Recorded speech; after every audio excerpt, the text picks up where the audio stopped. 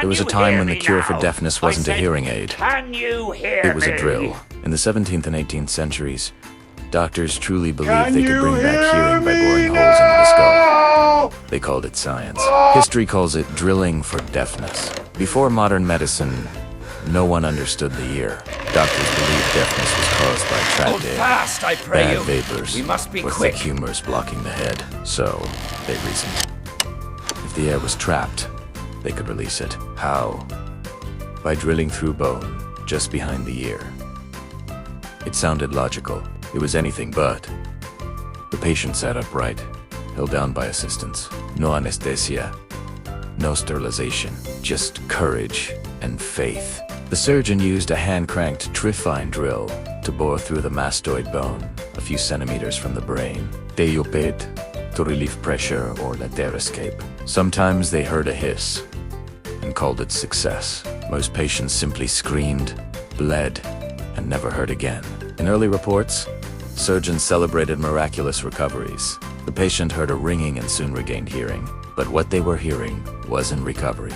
It was trauma nerve damage, blood, or the echo of their own heartbeat. Many success stories ended with infection or death days later. Still, the myth spread across Europe. If one hole didn't work, they tried another. Sometimes, both sides. By the 1700s, the procedure was common across France, England, and Germany. Surgeons claimed deafness could be ventilated. Some injected vinegar, mercury, or oil into the wound to stimulate the ear nerves. Others cauterized the hole with heated iron. Infections spread to the brain. Many patients died, not of deafness, but of the cure. As anatomy improved, doctors realized the true cause of most deafness wasn't or rumors. It was infection. Ear infections could spread to the mastoid bone behind the ear, the same area they'd been drilling all along. Ironically, centuries later, surgeons developed a real version of that same operation, the mastoidectomy, to remove infected bone safely. What began as guesswork and pain eventually became precision and cure. The history of medicine is filled with good intentions and terrible ideas, from bloodletting to corpse cures.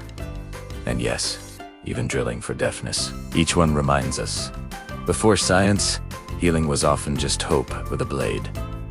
They wanted to restore hearing, and instead, silenced people forever. This was drilling for deafness, the cure that made things worse.